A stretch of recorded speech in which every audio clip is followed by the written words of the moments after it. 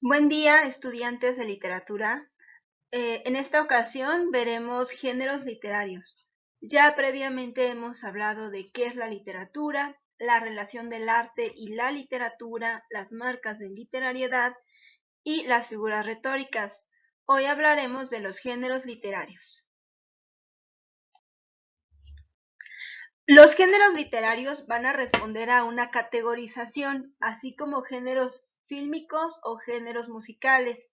Es decir, es como una manera de clasificar en tres grandes grupos los textos literarios. Ya sabemos qué distingue un texto literario de otro, las marcas de literalidad. Ahora bien, esos textos literarios van a tener una clasificación que se llamará géneros literarios. Son básicamente tres: género épico, lírico y dramático. A estos géneros literarios entonces serán categorías en las que se agruparán las obras literarias que comparten ciertos rasgos en común, por ejemplo, forma de escritura o temas. A su vez, dentro de cada género habrá ciertos subgéneros, por lo que un género, por ejemplo, el género épico, tendrá 5 subgéneros. Ahora bien, en un inicio, Aristóteles, en la Poética, un filósofo griego, no solo fue filósofo, sino fue literato, científico, va a hacer la primera clasificación de los géneros literarios y él lo dividirá en tres grandes grupos: el género lírico, o también conocido como poético, el género épico o conocido como narrativo, y el género dramático, también conocido como teatro. Aristóteles inicialmente le da el nombre de épico, lírico y dramático, y en la actualidad o posteriormente, conforme los géneros han ido evolucionando, pues se le conoce como género narrativo, por ejemplo, las novelas, los cuentos.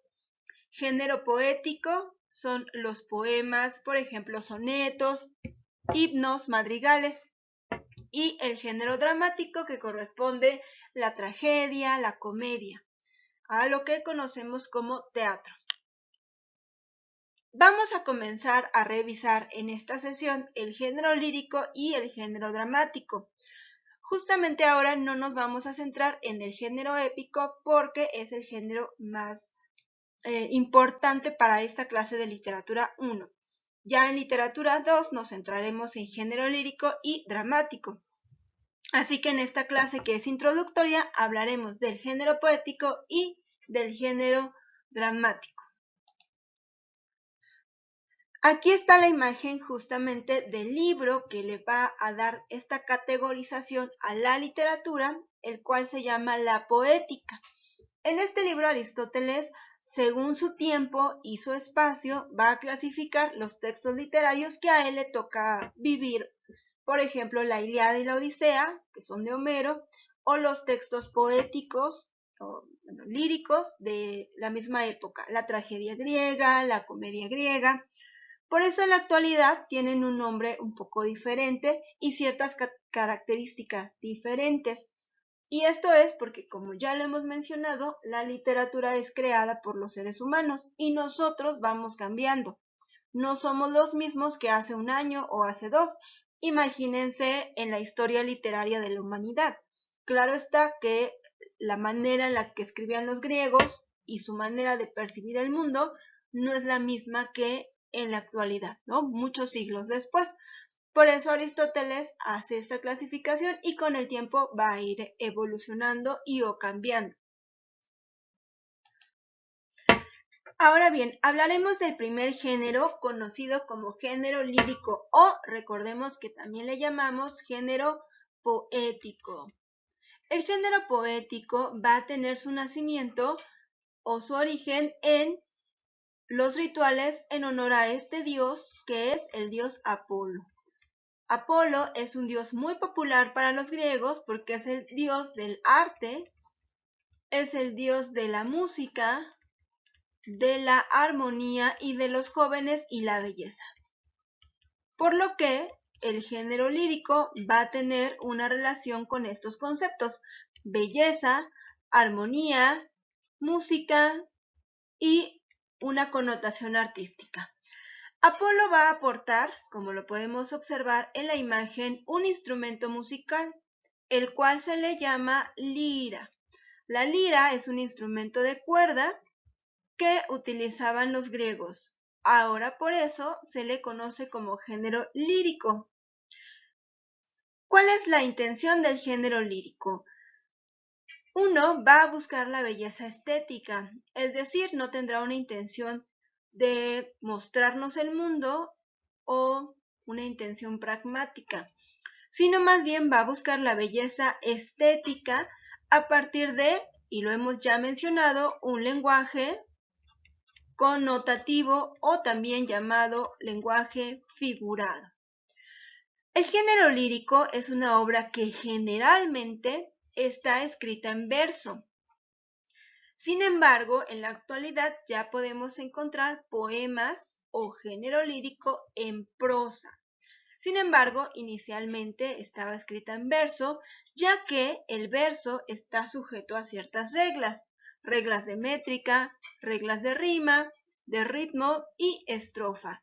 A esto es lo que conocemos como esta armonía y esta belleza, que es principalmente la intención del género lírico. 4. En el género lírico, el autor expresa sus sentimientos más íntimos. Por eso decimos que es un género subjetivo, el más subjetivo de todos. No perdamos de vista que los griegos utilizaban la poesía para poder expresar no solo sus sentimientos relacionados con su subjetividad, sino también con la relación que tenían ellos con sus dioses.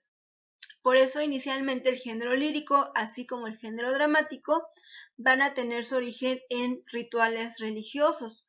Para los griegos, así como los egipcios, mayas, aztecas, sirios, entre otras civilizaciones primigenias, la literatura va a ser su forma de entender el mundo.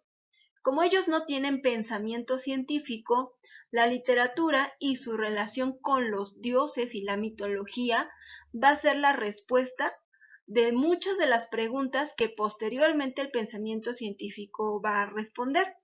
Por ejemplo, ¿por qué llueve? ¿Por qué hay eclipses? ¿Por qué hay estrellas? Todas estas preguntas que actualmente la ciencia te responde, los primeros pobladores no tenían esa certeza, por eso utilizaban el texto literario y su relación con los dioses para poder explicarse el mundo. Ahora, el género lírico, va a mezclar la función emotiva con la función poética.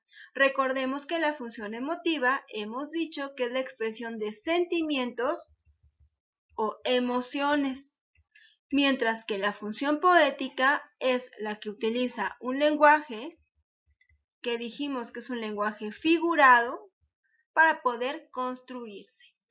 Por eso, este género será, de los tres, el que más tenga el predominio de figuras retóricas. Recordemos que una figura retórica es hipérbole, metáfora, prosopopeya, símil, que son estas figuras que ya hemos visto en sesiones pasadas.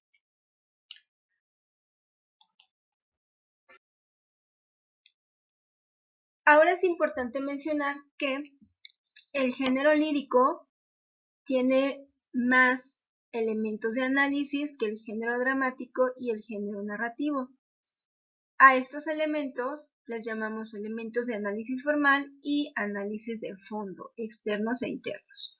Por el momento no profundizaremos, ya que es un tema de literatura 2, sin embargo sí habría que mencionar que cada vez que vemos un poema, de manera formal, o sea, en su estructura, vamos a anotar aquí en su estructura, vamos a analizar la métrica, la rima, el ritmo y la estrofa, mientras que de manera interna, es decir, en el fondo, en qué me quiso decir el autor o autora, tendremos el predominio de figuras retóricas y los temas. Es importante mencionar que, según la época o corriente literaria a la que nos estemos refiriendo, Los temas, la rima, la métrica serán diferentes. Por ejemplo, no es lo mismo un poema de la época medieval, es decir, del siglo V al siglo XV, no es lo mismo porque aquí tenemos otras preocupaciones, tenemos otras maneras de escritura que un poema, por ejemplo, de la época del barroco, que es del siglo XVII, es decir, de 1600. No será lo mismo. Sus preocupaciones, su manera de escribir serán completamente distintas. Y esto tiene que ver, obviamente, con el contexto histórico que les toca vivir, así como las preocupaciones artísticas de la época.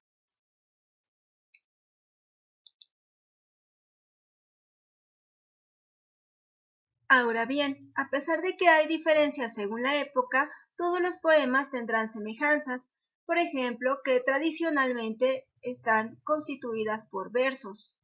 Aquí tenemos el ejemplo de este poema, que este es nuestro título del poema, que se llama Nocturno a Rosario, escrito por el poeta Manuel Acuña, y observamos que está constituido por estas líneas a las que conocemos como versos.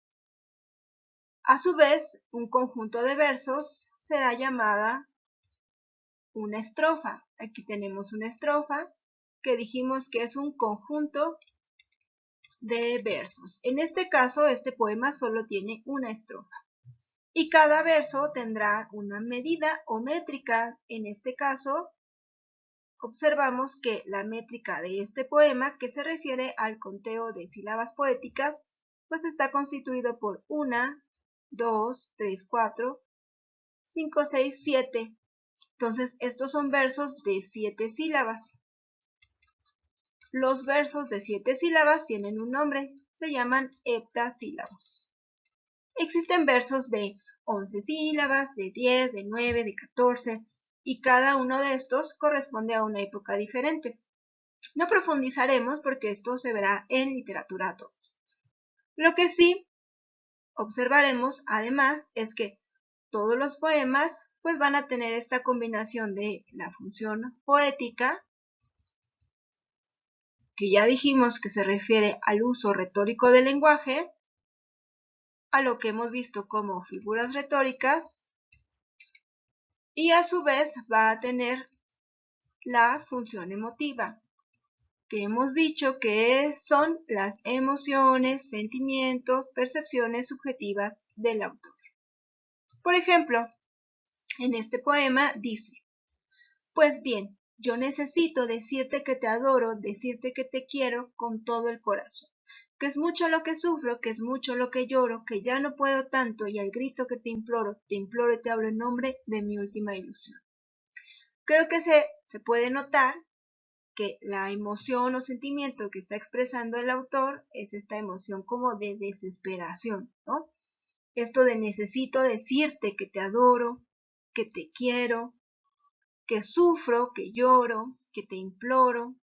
Aquí tenemos como tema principal el desamor, el deseo exacerbado del poeta o del yo lírico, expresando este sentimiento. Claro está la función emotiva, por ejemplo, cuando dice decirte que te quiero, es un ejemplo de función emotiva. Decirte que te adoro es otro ejemplo de función emotiva. Por ejemplo, al grito que te imploro, aquí ya no vemos función emotiva. Esto de al grito ya es más función poética.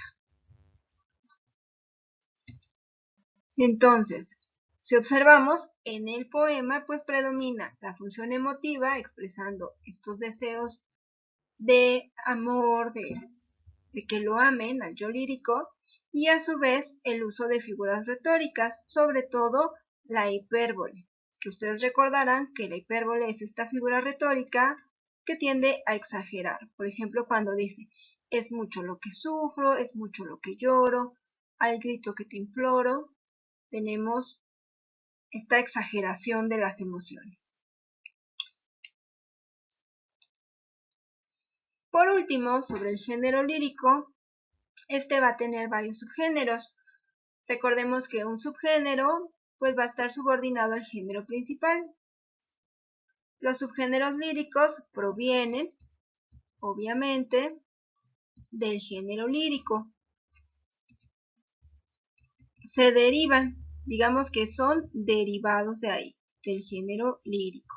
Por lo que tienen las mismas características, tienen versos, están escritos con esta función emotiva y poética, todo lo que ya hemos dicho. Y solamente se van a llamar subgéneros porque tienen temas diferentes. Por ejemplo, la oda, que es un subgénero muy popular de los griegos, pues es una exaltación hacia una persona o hacia un lugar, por ejemplo, la oda a la alegría. El himno va a ser también una exaltación, pero relacionada sobre todo con una nación o con un lugar. Por ejemplo, el himno mexicano. Cada nación tiene un himno. Un soneto, que va a ser justamente una composición muy popular en el Renacimiento, que consiste en la escritura de 2 cuartetos y 2 tercetos, o sea, 4 estrofas, dividida en 2 cuartetos, 2 tercetos, o sea, 2 estrofas de 4, 2 estrofas de 3 versos, y todos van a medir 11 sílabas, a lo que se le conoce como endecasílabos. El soneto es de tema variado, mientras que la elegía no. La elegía va a ser un poema cuya intención o función será hablar sobre la muerte o la pérdida de una persona o pues de un lugar. Y por último el madrigal, que usualmente es de tema amoroso. Entonces, si observamos, pues los subgéneros van a seguir siendo estas manifestaciones de emociones, pero son temas distintos según la época. Bien, el otro género se llama género dramático y en la actualidad pues le llamamos teatro en la representación. Este género se va a relacionar directamente con un dios griego que es el personaje que está aquí, que se llama Dionisio para los griegos o Baco para los romanos. Dionisio o Baco era el dios del vino. Por eso si observamos en su cabello, en lugar de tener justamente chinos, pues tiene uvas o vid. Y aquí en la mano se alcanza a ver, tiene una copa. Era un dios bastante, según las crónicas, que imponía y que generaba bastante temor en los griegos. Por eso le hacían estas fiestas o rituales 2 veces al año.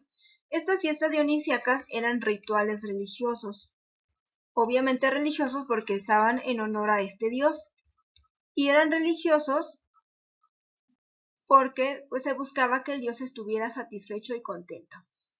Estas fiestas se hacían 2 veces al año. En la primavera, vamos a anotarlas aquí, se hacían en la primavera y se hacían en el invierno, justamente porque se estaba relacionando con la cosecha. Porque también Baco se le relacionaba con dios de la agricultura o cosecha. Estas representaciones duraban mucho tiempo, duraban 5 días, estas fiestas. Y en las fiestas pues había de todo, había un exceso de comida, un exceso de baile, un exceso de diversión. Justamente por eso cuando se instaura el cristianismo, ya en la Edad Media, estos rituales que originalmente son religiosos, pues se notan muy paganos, llenos de exceso. Pues claro, comparados con los rituales religiosos católicos, los griegos son demasiado ostentosos. Los católicos son más sobrios, son más como de silencio, de comunión, mientras que los griegos no. O sea, sus rituales estaban llenos de baile, de música, de excesos, de comida, de vino. Entonces, como que no eran bien vistos cuando se instaura la Edad Media. Y claro, el catolicismo. pero para los griegos pues era una manera de acercarse a su dios Baco y de tenerlo contento para que pudiera darles pues cultivos, cosechas. Estas fiestas eran tan importantes que eran obligaciones del Estado, es decir, que el Estado las patrocinaba, el Estado las pagaba. Y no solo eso, sino que los días de fiesta la gente no iba a trabajar, no iba a sus labores cotidianas y se dedicaba a adorar a Dionisio. Aquí es donde justamente una de las grandes como actividades de las fiestas dionisíacas eran las representaciones del teatro, que inicialmente no eran representaciones, sino eran cantos, o sea, era un coro, se le llamaba como el coro griego. Este coro se constituía por 12 hombres, literalmente todos hombres. Aquí vamos a hacer la representación. Yo no sé dibujar, entonces aquí los pondré. Estos que eran 12, no dibujaré todos, hacían círculos y en esos círculos justamente es donde hacían los poemas o las canciones en honor a Dionisio. Pero a uno de estos, que era el líder del coro, se le ocurre cambiarse de lugar y entonces camina para acá y confronta al coro.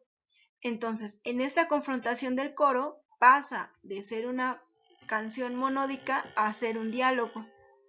Y en ese diálogo va a nacer justamente la primera representación teatral. Por eso nace aquí el teatro por primera vez y nace con la tragedia griega. Aquí nacen los primeros actores. A los primeros actores les llamaban los hipócritas, porque en griego significa los que contestan detrás de las máscaras.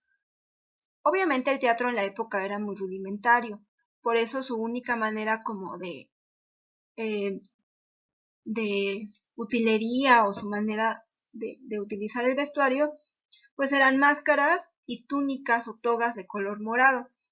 Entonces todas las personas tenían las personas que estaban dentro del coro o representación tenían estas máscaras, que son las clásicas del teatro, la máscara que está así sonriente y la máscara que está toda triste.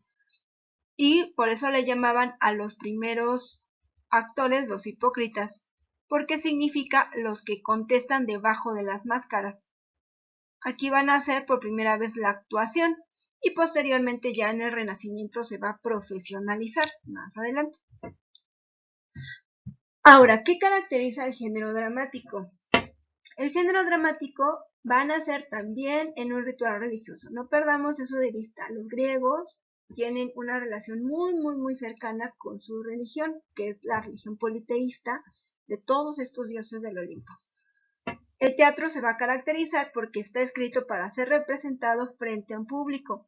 Toda lectura en voz baja, toda lectura en solitario es inacabada o incompleta, porque necesita de la representación o también conocemos como actuación. Es como si nos dieran el guión del cine, ¿no? El guión de la película pues no va a ser igual que verlo representado. 2. Utiliza el diálogo directo, es decir, no va a tener una voz narrativa que nos diga y contestó y dijo y mencionó. Claro que no, sino los propios actores o los personajes van a llevar toda la acción y entre ellos van a hablar, como en las películas.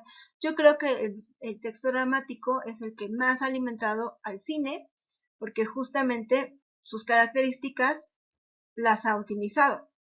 3. Emplea acotaciones, o también conocidas como didascalias. Cada vez que leemos una obra de teatro, seguramente hemos visto ciertas indicaciones que están entre paréntesis. Por ejemplo, sale de la habitación, o se toca los lentes de una manera pensativa, o entrecierra los ojos. A esas como aclaraciones que están más dirigidas para la representación del actor, se le conocen como acotaciones o didascalias y las hace el dramaturgo para que el director o actor las represente. 4. Tiene acciones rápidas. Justamente como el espectador de teatro, tanto de la época de los griegos como en la actualidad, es un espectador que está acostumbrado a que pasen cosas. No es como en la poesía, que la poesía expresa sentimientos, ahí no pasan acciones. En el texto dramático sí. Por eso necesita de conflictos, un conflicto tras otro. No es como el lector de novela, que un lector de novela puede llegar hasta la página 100 sin que pase algo, pero un lector de teatro no, necesita de conflictos constantes. 5. Representa la lucha de dos fuerzas. Es decir, siempre vamos a tener a un personaje principal que le vamos a llamar protagonista y un personaje opuesto que le vamos a llamar antagonista, que va a representar valores diferentes. Y siempre va a haber una lucha entre estos dos personajes, el bueno y el malo, el que representa lo bueno y lo malo. Y justamente a esta lucha y este desequilibrio es el que va a estar siempre representado. Y por último, los personajes que van a salir en el género dramático se llaman personajes planos o personajes redondos. Los personajes planos van a ser aquellos que no van a cambiar a lo largo de la obra, que van a comenzar siendo, por ejemplo, estereotipos como la dama, el caballero, el gracioso. Y aquellos que son personajes redondos son aquellos que sí van a cambiar, es decir, que van a presentar alguna evolución, alguna modificación de su conducta, alguna reflexión a través de la obra de teatro, ¿no? Tengamos en cuenta que la intención del texto dramático originalmente, es decir, los griegos lo representaban como una obligación cívica, o sea, era obligatorio para todos ir al teatro. Y esto es básicamente porque su intención era apelativa, o sea, tenía la intención de hacer una reflexión en el espectador y que el espectador pudiera cambiar su manera de pensar. Y a esa reflexión o a esa conclusión a la que iba a llegar el espectador, pues le llamaba catarsis. Era el momento en el que justamente el espectador se daba cuenta que su propio comportamiento tal vez no era el mejor o que lo que estaba viendo era tan trágico o que lo había visto en alguna persona ese comportamiento y que no era bueno. Por eso tiene esa intención como de apelar y o de convencer al espectador. Y este momento es el momento catártico en el que ocurre una reflexión en el espectador. Ahora, en cuanto a su estructura, no es tan complejo como un poema. Si observamos aquí en mi ejemplo, pues tenemos al dramaturgo que dice el censo, que es el título de la obra. Y luego tenemos aquí, dice Emilio Carballido, este va a ser el dramaturgo o la persona encargada de escribir, el escritor, ¿no? Que es muy particular, se llama dramaturgo. Luego tenemos a la serie de personajes, aquí dice Remedios, Dora, Erlinda, Concha, el empadronador y Paco. Estos personajes recordemos que pueden ser planos, si no cambian a lo largo de la obra, o redondos si tienen una reflexión. Luego dice lugar, una vivienda en el rumbo de la Lagunilla, 1951. Dora es gorda y Erlinda flaca. A esto es lo que nos referíamos con las acotaciones. Aquí, por ejemplo, tenemos acotaciones de lugar, donde se va a representar, y aquí acotaciones de las actrices, que van a representar a Dora y Erlinda. Pero no solo eso, sino también de vestuario. Dice, Concha está rapada y trae un pañuelo cubriéndole el cuero cabelludo. El empadronador es flaco y usa lentes y tiene cara y maneras de estudiante genial. Aquí vemos entonces también acotaciones. Por una parte dijimos de lugar, de vestuario. Luego, dice habitación de una vivienda pobre convertida en taller de costura y es también recámara. Seguimos con estas acotaciones que recordemos que no se leen, sino se representan. Remedios está probándose un vestido, es una señora generosamente desproporcionada por delante y por detrás. Aquí tenemos también acotaciones, en este caso, de la representación de los actores y actrices. La selección. Y luego tenemos la estructura de ya la obra. Dice Remedios, pues, me veo un poco buchona, ¿no? Angustiada, no, doña Remedios, le queda muy bien, muy elegante. Erlinda, ese espejo deforma mucho, tenemos que comprar otro. Remedios, ¿no se me respinga de atrás? Concha, sí, Remedios, ¿verdad? Erlinda, no se le respinga nada, esta Concha no sabe de modas. Remedios, pues yo me veo un respingo. Erlinda va y da a la falda un feroz tirón hacia abajo. Erlinda, ahora sí, muy bonito, realmente nos quedó muy bonito. Dora, es un modelo francés. Tocan el timbre, Dora va a abrir. Remedios, pues creo que sí está bien. ¿Cuánto falta darles? Erlinda, 12 pesos. Aquí, obviamente yo lo leí, no hubo una representación o una lectura dramatizada por cuestiones pues, que no tengo quien me apoye a leerlo en este momento, pero justamente ya en la representación, pues vemos aquí que cada uno de estos diálogos, Remedios, Erlinda, Concha, a esto es lo que llamamos diálogo directo. Es decir, que no hay una voz de narrador. Originalmente esto no tendría que leerse, ¿cierto? Solamente los diálogos. Luego vemos que tiene aquí Dora y la manera en la que Dora está comportándose. A esto es a lo que llamamos acotación escénica. Luego observamos aquí otra acotación de acción. Cuando Erlinda le da un tirón a la falda.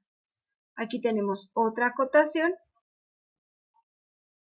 de representación, aquí tenemos de sonido, ¿cierto? Y entonces podríamos concluir que en toda obra de teatro, este texto dramático, en cuanto a la estructura,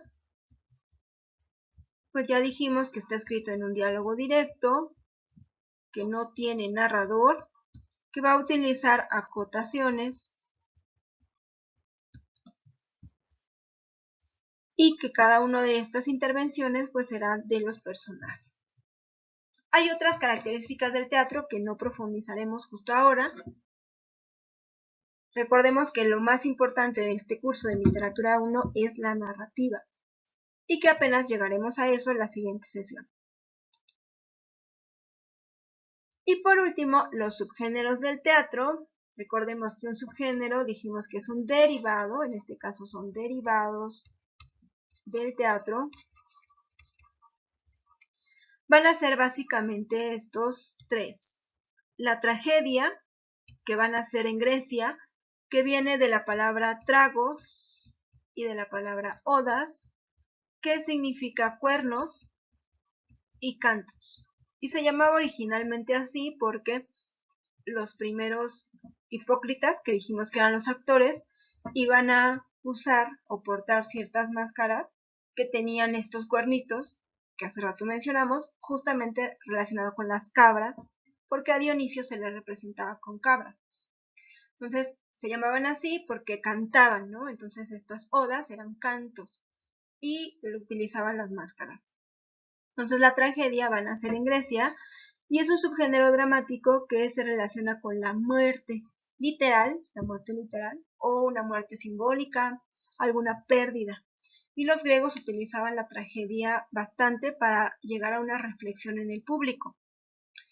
La comedia, por su parte, es distinta. La comedia también es de los griegos, pero tiene una intención más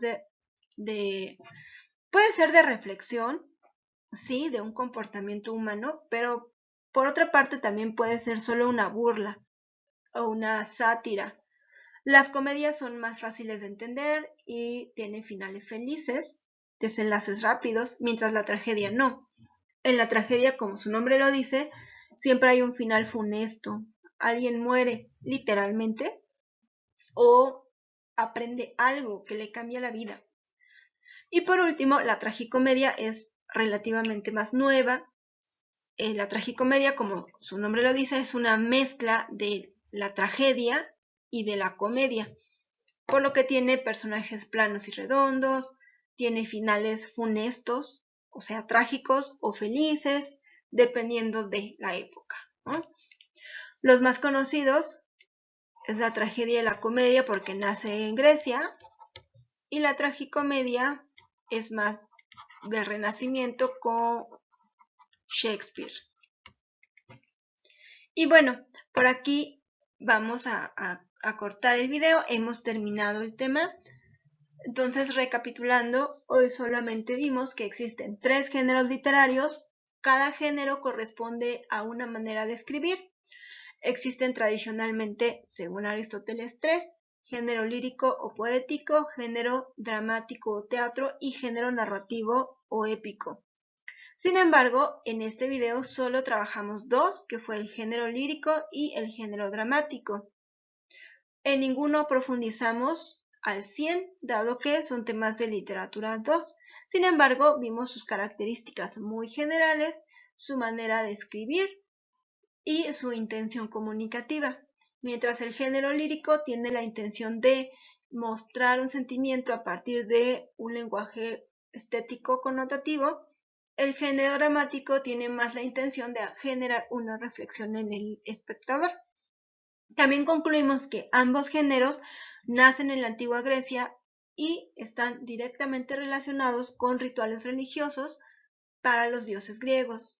Por una parte, el género lírico para Apolo y el género dramático para Dionisio o Baco. Y hemos concluido. Nos falta el género narrativo o épico, que es el género más importante y en el cual sí profundizaremos de una manera más precisa. En este momento solo mencionamos que es un género que cuenta historias y ya. Más adelante mencionaremos sus características, su intención y, claro está, los subgéneros que la acompañan.